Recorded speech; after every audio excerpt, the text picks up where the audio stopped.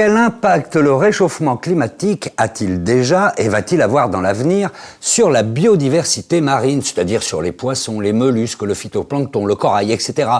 Eh bien aujourd'hui, deux phénomènes sont observés et inquiètent les chercheurs. Il s'agit bien sûr du réchauffement des océans, mais aussi de leur acidification. Voici le point de vue de nos deux experts, Gilles Boeuf et Jean-Pierre Gattuso. Les premiers organismes qui ont été étudiés sont des organismes qui fabriquent une coquille ou un squelette calcaire. Une coquille comme les huîtres et les moules, ou un squelette comme les coraux qui fabriquent les récifs coralliens. Lorsque l'océan s'acidifie, il y a un élément essentiel à la fabrication du calcaire, des coquilles et des squelettes, c'est le carbonate, qui devient limitant, il y en a moins. C'est comme si on veut construire un mur, mais on manque de briques. Les animaux de l'océan ressemblent souvent à des plantes terrestres. Ils sont sessiles, ils sont fixés. Un corail, une gorgone, une éponge.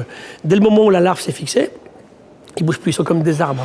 Donc vous imaginez bien que quand le climat change, la température change, ça change leur physiologie, leur mode de vie. Ce qui fait que plus la température est élevée, et moins ils mettent de temps pour se fixer. Donc moins ils font de distance. On risque aujourd'hui de voir effectivement les espèces marines se disperser beaucoup moins qu'auparavant. Eh bien, c'est ce qui se passe avec l'acidification. Les organismes calcaires ont du mal à fabriquer leurs coquilles et leurs squelettes parce qu'une de ces briques, le carbonate, devient en quantité limitée. Alors, le phytoplancton calcaire est aussi atteint par l'acidification des océans. Ils ont aussi plus de mal à fabriquer leurs enveloppes calcaires. Ces organismes sont petits, mais ils sont extrêmement importants. J'allais dire peut-être même plus importants que les mammifères marins, parce que c'est la base de la chaîne alimentaire dans l'océan. C'est le phytoplancton qui fabrique la matière qui est utilisée par le zooplancton, puis par les petits poissons, les plus gros poissons, et en bout de chaîne, les gros poissons, les thons ou les mammifères marins. Donc, un impact à la base de la chaîne alimentaire peut avoir des conséquences sur tous les échelons trophiques supérieurs, tous les organismes qui sont au-dessus. Regardez, là on est bien, on est dans une belle galerie et tout, il fait bon, ni trop chaud ni trop froid, ils ne sont pas spécialement mauvais, on est bien entre nous, on reste là. Dès le moment où ça bouge dans la nature, pour ceux qui sont mobiles, on s'en va. Ce qui est important, c'est pour ceux qui ne peuvent pas bouger, bien sûr, et qui ont dû inventer des défenses particulières pour pouvoir s'adapter, même sans bouger, quand le milieu change. Donc pour les poissons, aujourd'hui, ce qu'on voit, c'est des migrations actives vers le nord dans l'hémisphère nord et vers le sud dans l'hémisphère sud. En gros, les climatologues nous disent aujourd'hui dans l'océan, à peu près c'est 200 km vers le nord tous les 10 ans.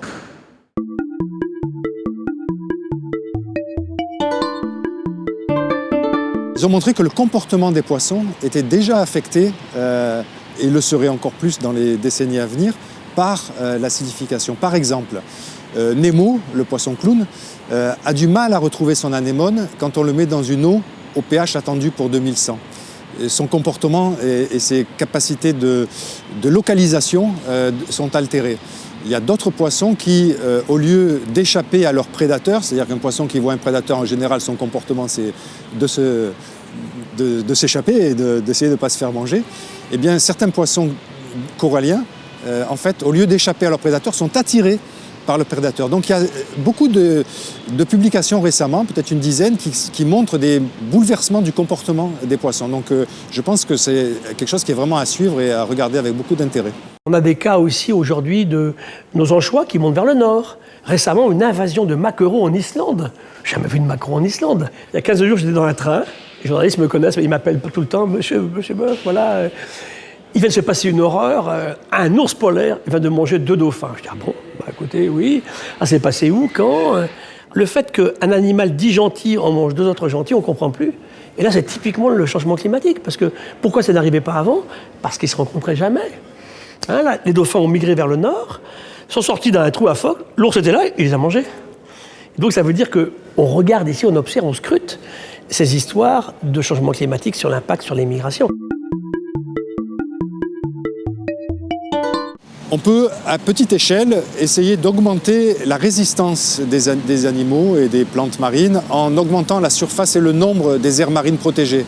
Les parcs marins, c'est un bon moyen pour limiter le stress sur les écosystèmes et donc rendre les écosystèmes plus résistants à l'acidification. Mais c'est qu'une manière de gagner du temps. En fait, de façon ultime, il faut absolument réduire les émissions de CO2. 2 choses. La première, arrêter d'émettre des gaz à effet de serre. Donc le méthane, mais le méthane, il est très puissant en gaz à effet de serre, beaucoup plus que le CO2, mais il ne dure pas très longtemps. Le CO2, on en a pour des milliers d'années, en fait. Hein. C'est pour ça qu'on ne peut plus arrêter le changement climatique. C'est trop tard aujourd'hui. On peut en limiter les effets. Et la seconde chose qu'il faut faire aussi aujourd'hui, c'est habituer les gens au changement. Ça veut dire que nos habitudes doivent changer.